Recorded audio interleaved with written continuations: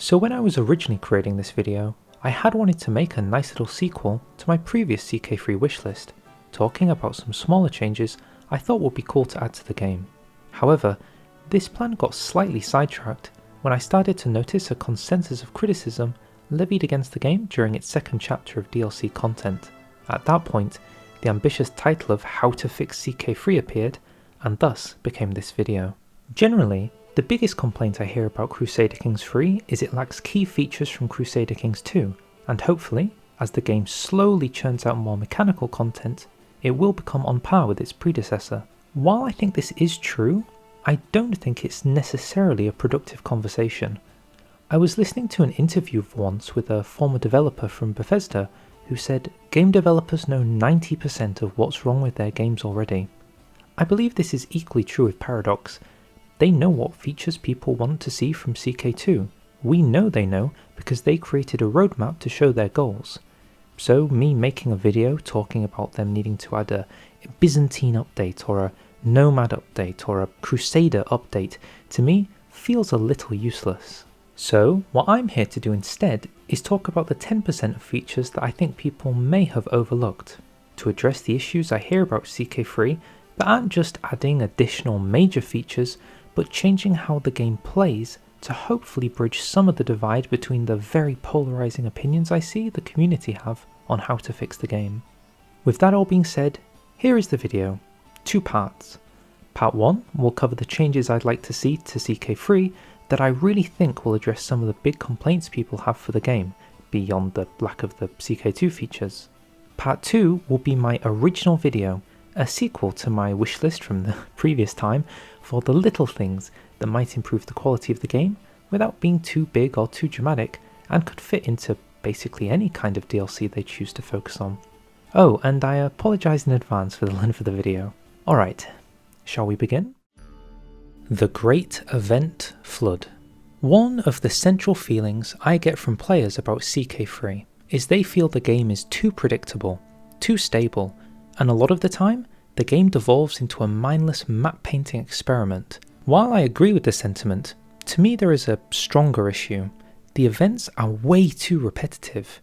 There are quite simply not enough random events in the game to justify hundreds of years of playtime, arguably not even one lifetime. If you travel, you will encounter a mosquito event, or a knight leaving you, or a mystic's tent.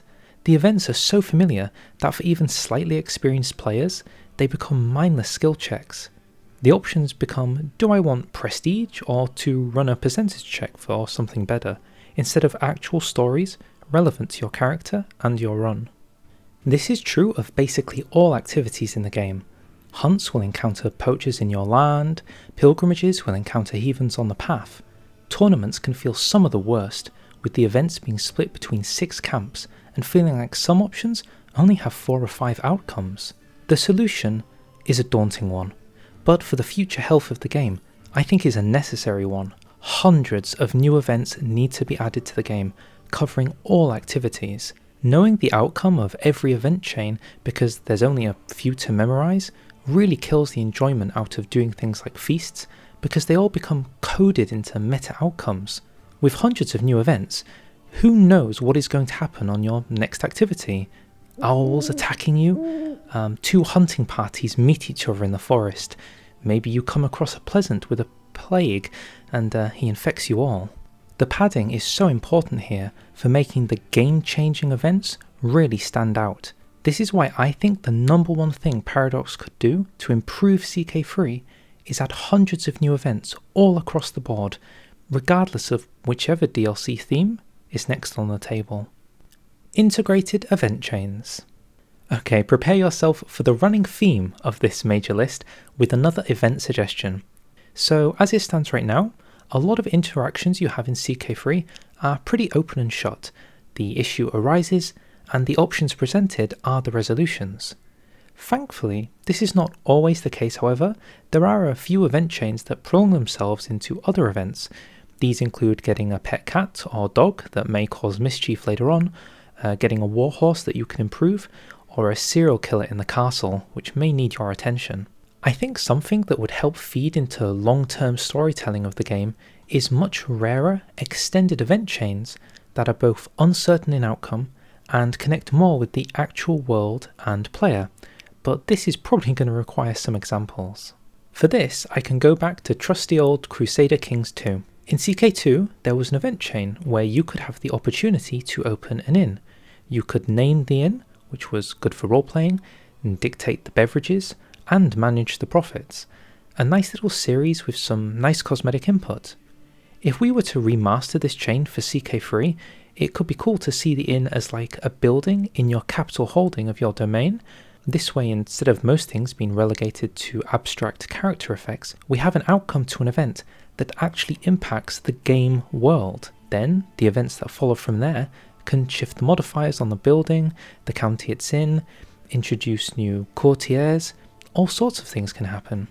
To add a couple more suggestion examples to the list, you could have an event where you find a cursed object or artifact that goes into your inventory, and a series of negative events could happen due to that inventory artifact. A tightly bound ring, perhaps. Or lastly, how about a negative building? Maybe you'll get a bandit camp in one of your counties that has an empty building slot, and then an event chain can begin in where you have to find out a way to get rid of the building as it saps up your economy and slightly increases the difficulty of the game. These are just examples, of course, but the main takeaway is adding in more extended event chains which have impact beyond just stat or mana boosts and really builds up the character and world of the game for the better. Major goals and quests. We are perhaps now entering the realm of more debatable suggestions which I offer with major goals and quests. In explanation, after the past few DLCs, I have come to find that little content has really scratched the itch that we saw almost exclusively in Northern Lords with the Found a Pirate Kingdom on the Isle of Man decision. Not only was it a great goal that didn't involve expanding a huge empire but doing tasks relevant to your culture, it also gave buffs and reasons to play after you have achieved it, making Man a powerhouse of Britannia. Sadly, ever since its release, all the major goals of CK3 have generally involved expansion and forming grand empires, which I believe a lot of the community doesn't like as the common trend all games head to. My suggestion is to add in more goals, be it decisions, travelling the world, or an entirely new mechanic, to embark upon which takes an entire lifetime, if not multiple, that doesn't always involve expanding your kingdom. My hope is that with future DLC, the addition of new mechanics will naturally lend itself to have more things to do, but in context to the current direction of the game, especially after the lack of late game content for Legacy of Persia, I felt this was worth mentioning. A few examples of possible major goals are evil characters wanting to build up a dreadful legacy by killing or torturing hundreds of people and unlocking a unique evil castle or dungeon, or maybe a Dynasty perk to accommodate the playstyle. Or how about we take inspiration from the adventurers we got from Royal Court, who travel to faraway lands, and mix that with the travel system of tours and tournaments to allow grand event chain quests to go find legendary artifacts on your own, instead of spending a few hundred gold on an inspired courtier. That way, the story of you heading for the treasure feels so much more personal. Again, I do hope that DLCs thematic to these topics will include these kind of things, but I still felt it was important mentioning that pacifist playstyles don't really have too many grand ambitions to strive for by staying small. Children interactions with inheritance. One of the major gripes I hear from newer players is of course the sorrow of Confederate partition. Death may not be the end, but it certainly feels like it with the Border Gore spawning after the Grim Reaper collects his due. While I'm not here to suggest changing the Confederate partition, or really even making it easier, I do feel like there's not enough interaction with the system, period. For example, if you own 6 counties, you have no say over which counties are going to your heir and which are going to your spare. The game will randomly dictate it to you, and you just have to like it or lump it. My suggestion is that in an update, children can be promised land in the inheritance to effectively placate them. Under partition laws, this would be mandatory, but the player can at least choose which counties to give away to their less desirable children. In addition, this can add in an avenue for events relating to your inheritance, where perhaps a child will demand a certain county over another in their inheritance, and you can either accept or deny, leading to a shared resentment between the siblings that could grow into a rivalry upon your death. Lastly, the sources of disinheritance in the game often feel quite forced, when it's not unheard of for some people to forsake their inheritance in search of another calling. It would be interesting to see a much rarer event where your child actively chooses to join a monastery and become a monk, or maybe the Crusades have started and they've sought the calling of God to become a holy warrior instead of seek their inheritance. Overall, this isn't removing Confederate partition or its difficulty, but at least giving you some more control over the outcome, as well as creating some more interesting outcome events that can affect it. Tall Poppy difficulty. Harm events are a bittersweet mechanic for many in the community. Some like them for trying to increase the level of challenge facing a run with an unexpected succession crisis. Others have not liked them for reducing the player agency in shaping their own playthrough. I personally always landed on the latter perspective, thinking harm events were too harsh for players who didn't do anything to deserve them. This is where Tall Poppy events come into play. The long and short of the concept is a series of events could be added to the game that exclusively target characters that are excelling in a specific field, and thus begin to challenge the player in that role. For example, a player with max level prestige may encounter an event where a vassal of a neighbouring ruler becomes jealous of their stature and instantly becomes a rival, without much chance of reversal.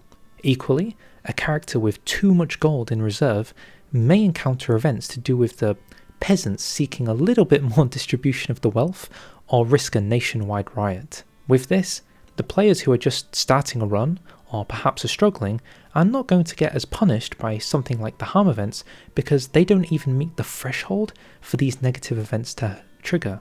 And on the flip side, for the more experienced players who are doing really well, they're going to start to feel much harsher challenge as some very targeted events start to seek them out and maybe put a stop to that poppy growing so tall. House Feuds Revisited. This suggestion can be kept rather short and sweet. The House Feud mechanic was an excellent concept added with the Friends and Foes DLC, but sadly lacked enough mechanics and present to be of note to player campaigns. I think with the rework to Dynasty UI we saw with Legacy of Persia, it may be worth revisiting the House Feuds and maybe giving them a unique interface to manage what house or houses you are odds at, with as well as a few more noticeable features that may make forming a house feud worth it, such as instantly unlocking the ability to kidnap any member of a rival house without the associated perk. The house feud mechanic is such a good idea, it would be a shame to see it lose any sense of future development and kind of be left by the wayside. Disease rebalance. There remains no easy way to say this. Child mortality is simply too low. In the Wards and Wardens DLC, we got the Wet Nurse, who, among other things, gives your children disease resistance buff to survive the hardships of those early years. The thing is, children will survive a lot of the time, regardless, and if you have a health trait like hale, robust or strong, then worry no more. Genetics in CK3 are really strong, much stronger than CK2, but the diseases in the game feel comparatively pathetic. While I'm sure there are some concepts for a future Reaper's Due type DLC, maybe a Pied Piper to match, I would ask the devs to perhaps in the meantime consider upping the likelihood of different types of illnesses appearing, especially in newborn children, while also reducing the propensity for positive genetic traits to be inherited so commonly. It may even be worth adding a game rule to increase or decrease the chance of trait inheritance to help bump the difficulty for those of us who find genetics a little too easy right now. With this, the stress of the succession may just become a touch more problematic. Historical and legendary items. Artifacts are currently one of the best implemented features in the game. They have impactful stats, unique models, appear from all kinds of playstyles and stories, and overall give good goals for players to strive for. That being said, I see a way to improve them even more. As it stands, the unique historical items in the game are suffering from power creep. The generic artifacts generated from tournaments and adventurers are able to offer better stats than uniquely named works such as the Crown of Justinian and the Skullcap of Charlemagne. This is reducing the impact of getting a historical item when you're currently just better rolling a lucky bear pelt and getting far better stats. To bridge this divide, I would ask for base game artifacts to be granted their own identification. One way to do this could be a trait assigned to the artifact, displaying it as an item of historical value, or alternatively, introducing a new, higher tier of quality to the rotation, legendary. It seems the current format of artifact quality already follows the green, blue, purple format that other games have, but lacks the familiar final tier, which is typically seen as the orange legendary one, where the non-randomly generated items could find their home and define their individuality from the mass of other junk, tat, and sacks of cheese that you always seem to collect. Rank relevant gameplay. It is to my mind that one day, maybe in chapter 3 or a chapter later on, there will be an update to define being an emperor and making it different than being a king, maybe overlapping with a HRE or Byzantine update. What I'd like to talk about here instead is addressing some of the pre-existing issues I hear about regarding the current playstyles between counts and emperors. CK3 has a good chunk of minor events, small mishaps around the castle, issues regarding courtiers, friends and foes gave us relationship events, and wards and wardens cemented familial bonds. What there seems to be missing then is more serious realm running issues to balance with the lighter events. What would be nice to see going forward is these smaller trivial events are more common for those playing as counts and dukes, while those playing as a king or emperor will see more realm impactful choices, including issues of foreign affair. I note a common complaint from fans is how emperors are too often dealing with petty drama compared to the actual hardship of maintaining a medieval empire. Seasons and disasters. To wrap up this section, let's talk about weather. CK3 came with a great new map. The seas ripple with waves, flags blow in the wind, and special buildings can be seen expanding across the map. While a lot of these things are aesthetic, there lies a nice opportunity to connect more of the world with gameplay through natural disasters. So, across the many terrains you can commonly build farms. These are a good form of gold income, with base level crop fields giving 0.5 gold. While this is a nice form of early game pocket change, in the late game the amount of money these types of buildings produce can really break the game balance. To help lower gold snowball could be snowball. Well, snow in general. During winter months, farms could make less money, and in some cases, a harsh winter could cause your farms to make no money at all. In fact, no agriculture could make money at all. This could be applied to other sections as well. Sapling failure causes foresters to pause a year to ensure renewable harvest. Disease could hit your cattle farms, causing pastures to produce no income. All in all, the stability of the economy in CK3 could benefit from the complete unpredictability of medieval climates and environments for the better. Alright, so that covers my 10 ideas to hopefully help some of the concerns I hear from the community and issues I see in the game that could benefit from more immediate attention. It will be interesting to see if the devs have already got their scope on some of these in the coming chapters. With that covered, let's take a wander over to the more casual list, covering things that will by no means change the fundamental gameplay experience, but will make things a smidgen bit better and put a smile on my face. Decline the HRE. This request was made in my previous wishlist and returns again here because it's simply too important to pass up. If you play as a vassal of the Holy Roman Empire, it is too easy to become the elected heir to the emperorship, and there's just no escape. So it's anti-thun to those wanting to remain a smaller vassal and should really be addressed even if there's not going to be a Holy Roman Empire DLC in Chapter 3, some method to discount yourself from an electoral HRE vote is really, really needed. Duel Rework. When the Grand Tournament launched, they said they were not going to replicate the duel system and instead make a custom one. It reduced the amount of combat options, but added a tug-of-war percentage bar so you could actually see who's got the higher percentage chance to win. My desire is to see a similar tug-of-war added to the duel mechanic, preferably a long rope with the victor pushing their side of the rope closer towards victory.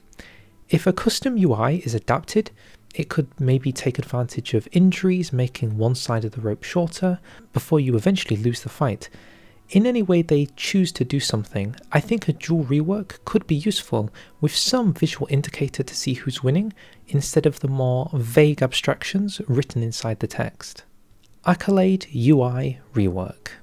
I think I can safely say this opinion is held not just by me, but many who play CK3 tours and tournaments, and that's that the Accolade UI can feel a little clunky with the amount of menus and submenus there are without much automation available, meaning every time there is a succession of the title, you need to manually assign future successors.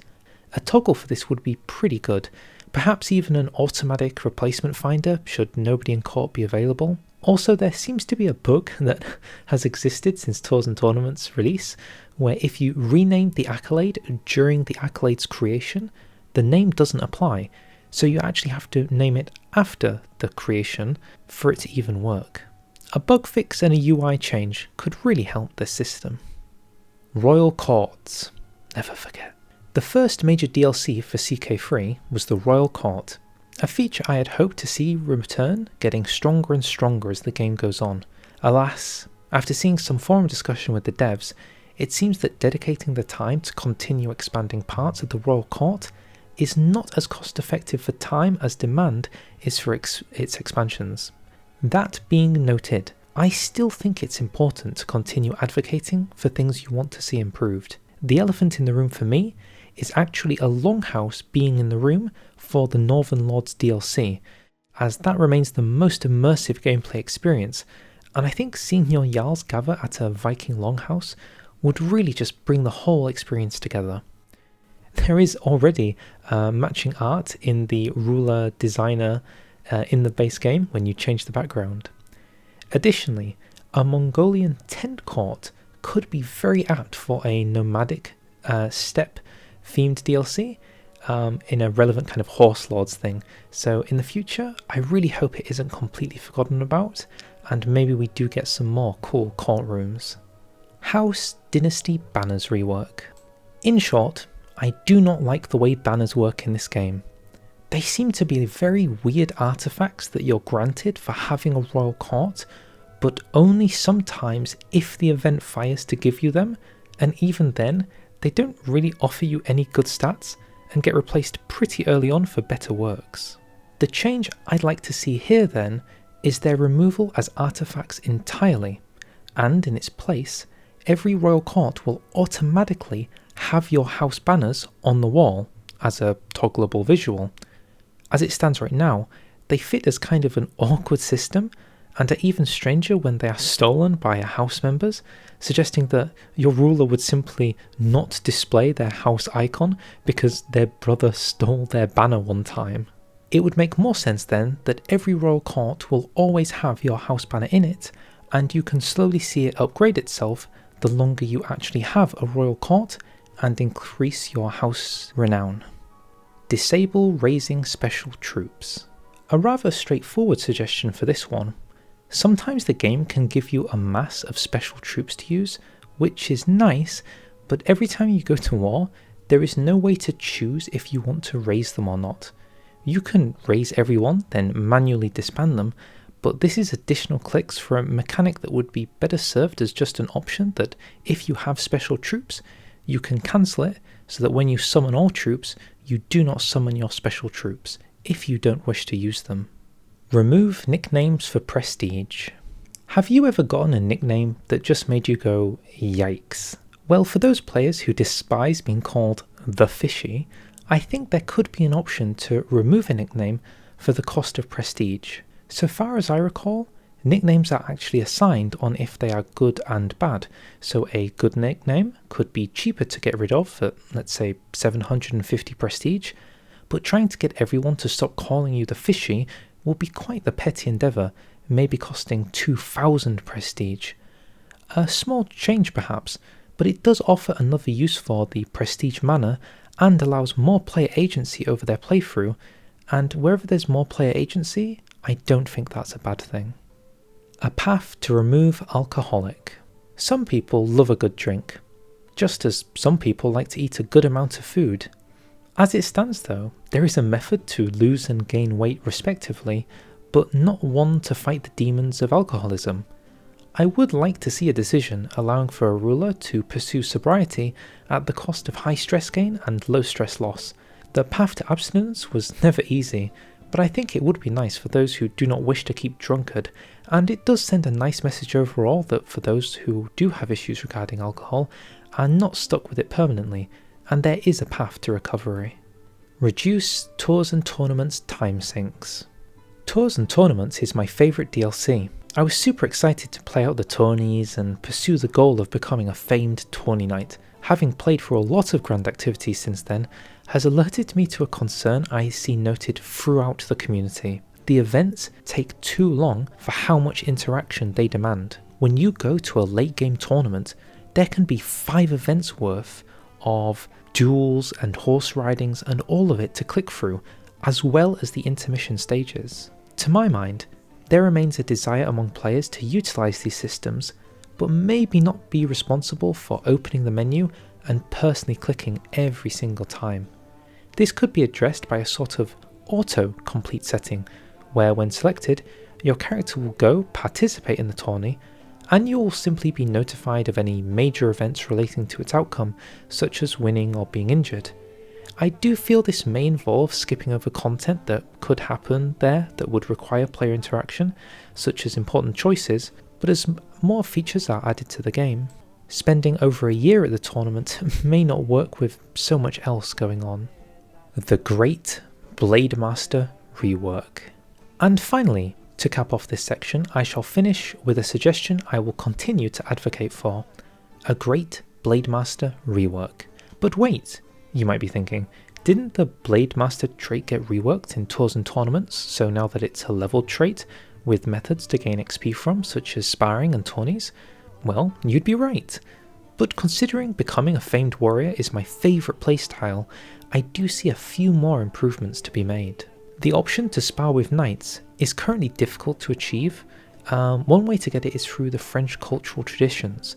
If this interaction became available for any ruler with Blademaster, it would offer a way for them to level the trait without becoming French, which I see as an absolute win. The next concept I've actually talked about before in my previous suggestion video, so let's go with the shorter version. As it stands right now, as you get older in CK3, you lose prowess. While this is good to reflect the average soldier's decline, I feel it would make more sense for a Blademaster who dedicated their time to their skill would not lose their prowess as quickly. This could be reflected in a modifier, allowing the rate at which prowess is lost to be reduced for all Blademasters at a scaling rate. And finally, the last legendary change I would make to legendary Blademasters is purely for fun, and that would apply to maybe 1 in 1,000 situations. Blind characters are unable to participate in duels, for obvious reasons, but with some training and a Blademaster trait, wouldn't it be cool to see a blind Blademaster be re-enabled to compete in tournaments and duels and win?